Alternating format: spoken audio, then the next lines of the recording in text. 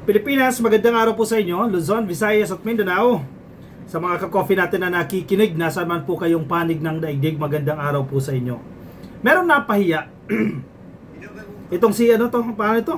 Si pambansang babalina, si Amy Marcos napahiya. Kasi nagkasakit ang presidente, di ba? Nung isang araw nagkasakit yan. Alam mo sinabi ni Amy? Doon muna tayo sa sinabi ni Amy. Bago yung sinabi ng Malacanang. Kasi Malacanang nagsalita eh.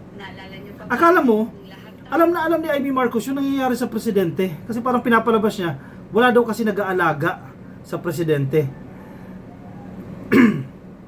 Yan o, headline ng GMA News o. Kapal na mukha. Actually, insulto itong ginawa ni Amy Marcos kay First Lady Liza Marcos, kay Lasandro, sa dalawa pa niyang anak.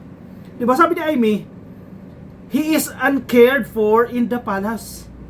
Walang nag-aaruga sa presidente. Kung di ka ba naman eng-eng, no? Saan ka nakakita ng presidente, ng head of state, ng leader ng bansa na hindi inaalagaan? Hindi mo ma-imagine saan galing yung statement na yan ni Amy Marcos? Ano yung papansin lang?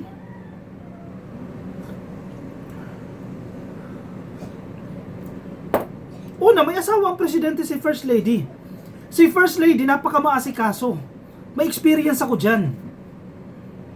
Hindi personal experience, no? Pero in a way, secondary experience.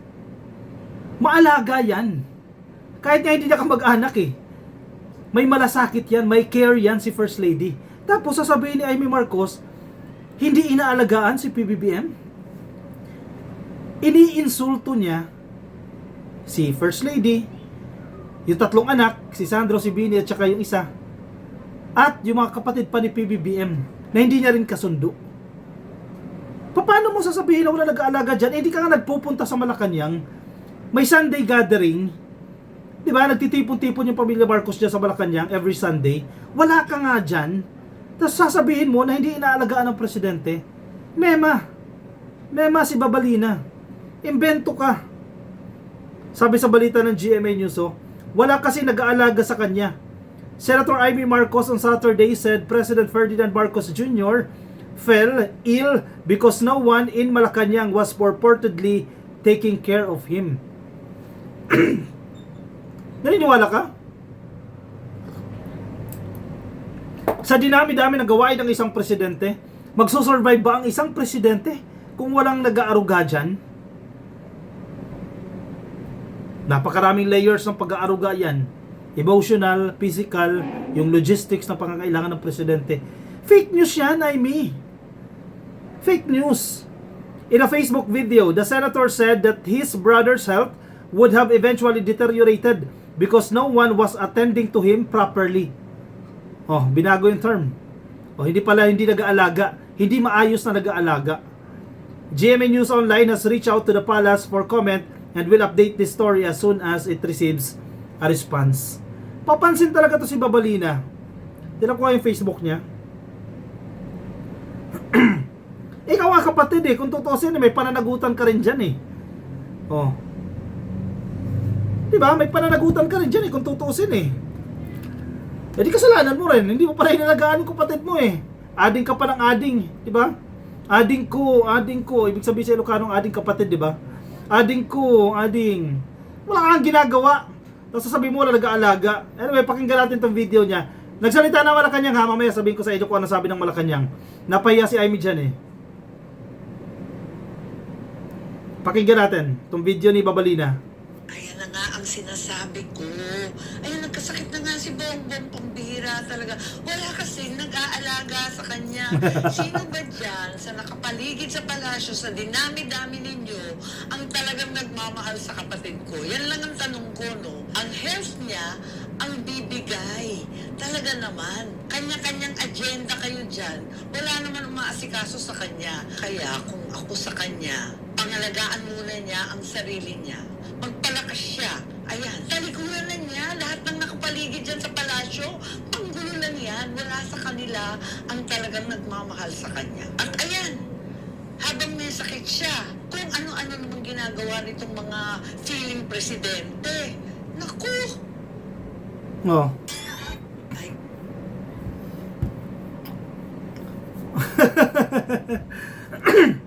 nakakatawa si Amy, no? Minsan nakakatawa na, actually, mas nakakatawa kaysa sa nakakainis. Pag nakikita mo yung mukha niya, kasi halatang inggit eh, halatang bitter. Sige, balik natin kay Amy ha. Nung si Digong ang presidente, nagkasakit yan.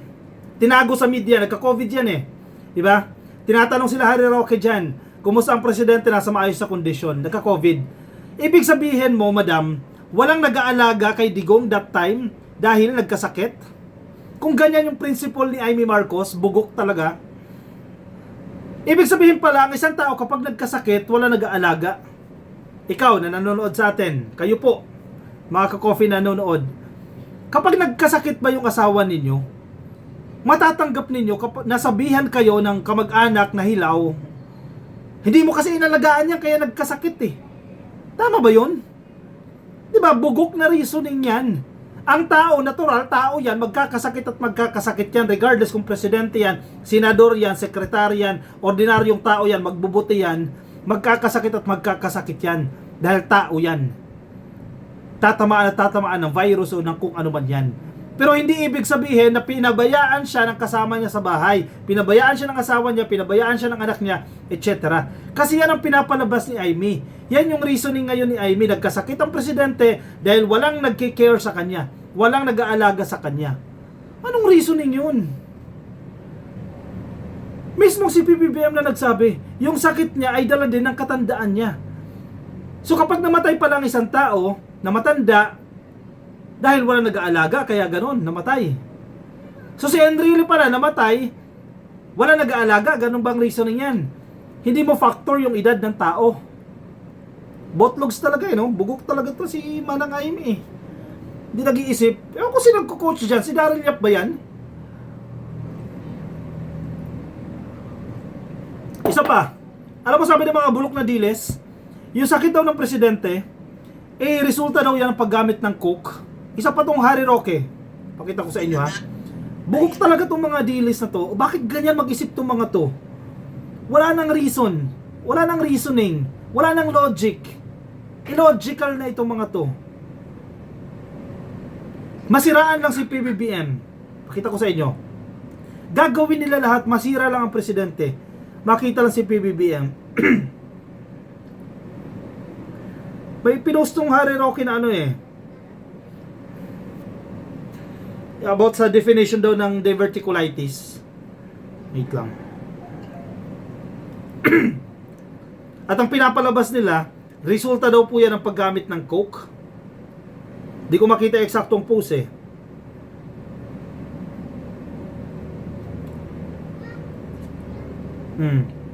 May isa pa si si Haring Pugante oh. Sabi niya oh, divert ng pera ng bayan kaya nagkaroon ng diverticulitis. Binabago niya yung definition ng diverticulitis. O kasi divert daw ng divert. Alam mo Harry Roque, umuwi ka ng Pilipinas, panindigan mo yung sarili mo. Harapin mo yung kaso na isinampa sa'yo. May warrant of arrest ka na. Diba? Hindi kung ano-anong gagawin ninyong fake news dyan. Excited kayo mawala ang presidente eh. Kala nyo makakaupo si Sara na. O, sabi ng presidente, huwag kayong excited. Anyway, napahiya itong si Manang Amy. Balik tayo dyan kay Amy Marcos na hindi mo alam kung kanino kumukuha ng advice yan. May statement na Malacanang. Para mapahiya siya. Malacanang's statement on Senator Amy Marcos's remarks about President Ferdinand Marcos Jr.'s health. And I quote, makinig kayo ha, maganda yung sagot ng Malacanang dito. Huwag nating gawing biro ang kalusugan ng Pangulo. Correct! O mga dilis, bagamat bulag na kayo at wala kayong compassion, wala kayong puso, hindi nyo maintindihan yan kapag sabihan kayo na huwag nyong gawing biro yung kalusugan ng presidente.